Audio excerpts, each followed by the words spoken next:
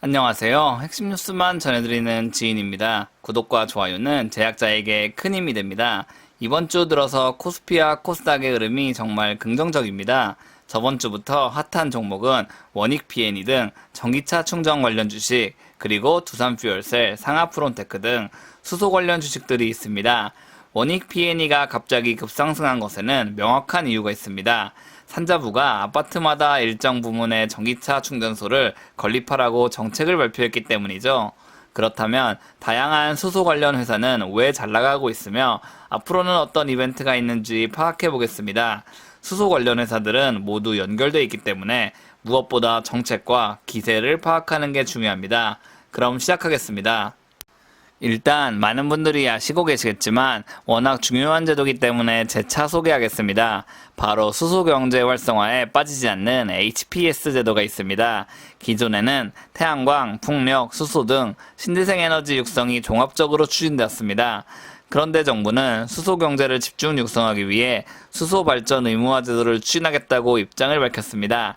사진에서도 보면 아시다시피 과거에는 태양광과 풍력발전 등을 모두 포함해 정책을 운영했었습니다. 자연스럽게 많은 기술력이 요구되는 수소발전은 사용 빈도가 떨어졌습니다. 따라서 정부는 이 같은 문제를 해결하고 수소발전을 육성하기 위해 HPS 제도를 도입해 별도로 수소산업을 성장시키겠다는 계획입니다. 그리고 수소발전 시장에서 압도적으로 활약하고 있는 기업은 두산퓨얼셀입니다. 두산퓨얼셀은 수소발전 시장에서 약 70%의 시장 점유율을 차지하고 있습니다. 즉 HPS 제도가 통과되면 무조건 두산퓨얼셀이 수혜를 입게 된다는 말입니다. 최근 주가 상승은 이 같은 정책을 기다리고 미리 매수하는 세력이 서서히 늘어나고 있다고 볼 수 있습니다. 다만 HPS 제도가 올해 말에 통과될지 2022년 초에 공개될지 아직까지는 드러난 사실이 없습니다. 이번에는 8월 초에 발표된 한국수출입은행의 보고서를 살펴보겠습니다. 이 보고서에는 수소연료전지의 개요와 원리, 종류와 활용, 국가 경쟁력 등 매우 전문적인 얘기가 포함되어 있습니다. 하지만 여기서 우리가 주목해야 할 것은 바로 맨 마지막에 있는 시사점입니다. 시사점을 통해 한국수출입은행의 의견을 표출하고 있고 정부나 각종 기관들이 이를 참고로 정책을 추진해 나갈 가능성이 높기 때문입니다. 그렇다면 시사점 내용을 한번 살펴보겠습니다. 수출입은행은 경제성이 부족한 수소에너지 활성화를 위해서는 정부 주도의 기술 개발과 정책 지원이 필수적이라고 보고 있습니다. 결국 수소연료전지 시장 발전을 위해서 여러 인프라 구축이 꼭 동반돼야 한다는 말입니다. 그리고 수소연료전지 부품의 성공적인 국산화가 필요하다고 강조하고 있습니다. 그렇다면 이 같은 발언에 대해 정부는 어떤 대책을 취하고 있을까요? 산자부는 8월 말 수소 클러스터 사업을 예비 타당성 조사 사업 대상으로 선정했습니다. 즉 적극적으로 육성하기 위한 사전조사에 돌입했다는 말입니다. 이 사업은 총 1조 2739억 원 규모입니다.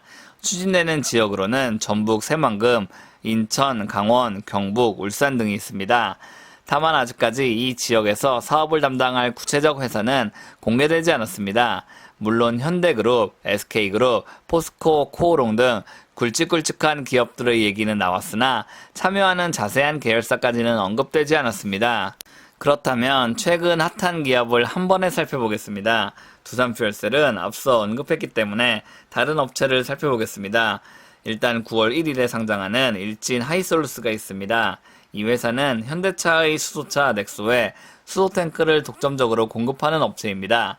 원래는 일진다이아가 크게 부각받았으나 이제 일진다이아 대신 일진하이솔루스가 정식 상장되기 때문에 시장의 관심은 일진하이솔루스로 집중될 것으로 예상됩니다.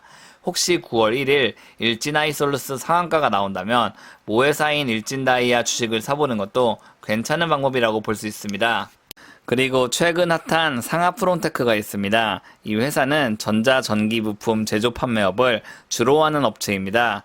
그리고 수소차용 연료전지 분리막을 단독으로 생산해 현대차에 공급하는 기업입니다. 최근 현대중공업그룹 계열사 현대올뱅크가 분리막을 생산해 현대차에 공급하겠다고 입장을 밝혔습니다. 따라서 앞으로 2022년부터는 상하프론테크와 현대올뱅크가 수소차용 연료전지 분리막 시장을 두고 경쟁할 것으로 예상됩니다. 다만 아직까지는 상하프론테크가 국내에서 독보적인 기술력을 가지고 있기 때문에 넥소가 앞으로도 선전한다면 상하프론테크의 비전도 밝습니다. 물론 최근 들어서 주가가 크게 상승했기 때문에 당분간은 횡보할 가능성이 높습니다. 그리고 수소충전소 분야에서 가장 유명한 효성중공업과 현대로템이 있습니다. 현재 국내에서 가장 많은 수소충전소 시장 점유율을 가지고 있는 업체는 효성중공업입니다. 최소 40에서 50%의 수소충전소 시장 점유율을 가지고 있으며 그룹에서도 각종 수소 플랜트를 건설해 수소충전소 사업을 전격적으로 지원하고 있습니다. 이에 도전장을 낸 업체는 현대로템입니다. 현대로템은 이미 수소충전소 기술을 100% 국산화했습니다. 그리고 현대로템은 현대차그룹 계열사이기 때문에 그룹의 전폭적인 지원을 받고 있습니다. 즉 현대차그룹에서 모든 수소에 대한 유통은 현대글로비스가 담당하고 있고 현대로템은 수소충전소 운영만을 담당하고 있습니다.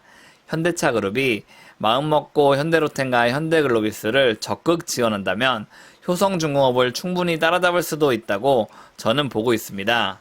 마지막으로 소개할 업체로는 상장되지는 않았으나 가장 뜨고 있는 수소 관련 기업 포스코 SPS가 있습니다. 포스코 SPS는 포스코 인터내셔널의 자회사입니다. 포스코 SPS는 수소연료전지용 분리판을 생산하고 있습니다. 현재 넥소에 단독으로 분리판을 공급하고 있는 업체라고 볼 수 있습니다. 여기서 우리가 헷갈리지 말아야 할 것이 있습니다. 현대오일뱅크와 상하프론테크가 생산하는 제품은 분리막이고 포스코 SPS가 생산하는 제품은 분리판입니다. 즉 포스코의 기술력을 일부 빌려 포스코 SPS가 수소연료전지용 분리판을 생산하고 있다고 볼 수 있죠. 그리고 체크해야 할 만한 이벤트로는 9월 8일부터 10일까지 일산 킨텍스에서 개최되는 수소 모빌리티 쇼가 있습니다. 통상 이 같은 수소 행사가 개최되면 산자부 관계자가 나와 앞으로의 비전을 밝히기도 합니다. 저도 이 행사에 참가해 어떤 수소 트렌드가 있는지 살펴보려고 합니다. 이뿐 아니라 아직까지 상장되지 않은 엄청난 기업들도 행사장에 참여할 가능성이 있습니다. 따라서 항상 조사와 분석을 게을리하지 않고 부지런하게 관련 시장을 살펴봐야 합니다. 지금까지 HPS제도, 한국수출입은행의 입장, 산자부의 보도자료, 그리고 수소에 관련된 기업들을 간단하게나마 살펴봤습니다. 저는 개인적으로 수소 경제에 대해 그다지 긍정적으로 보지는 않습니다. 아직까지 자동차 업계에서는 리튬 배터리가 대체로 부각받고 있고 발전 분야에서는 두산중공업의 소형 원전모듈이 더 합리적이라고 보고 있기 때문입니다. 하지만 정부는 수소 경제를 적극 밀고 있습니다. 결국 기업은 정부의 정책에 순응할 수밖에 없습니다. 현대차그룹과 효성그룹 등은 수소 분야 사업을 지속적으로 추진할 수밖에 없다는 말이죠. 결국 투자자는 시장에 거스르지 않고 정부의 정책에도 거스르지 않는 투자를 해야 괜찮은 수익을 확보할 수 있다고 생각합니다. 제가 준비한 소식은 여기까지입니다. 지금까지 핵심 뉴스만 전해드리는 지인이었습니다. 감사합니다.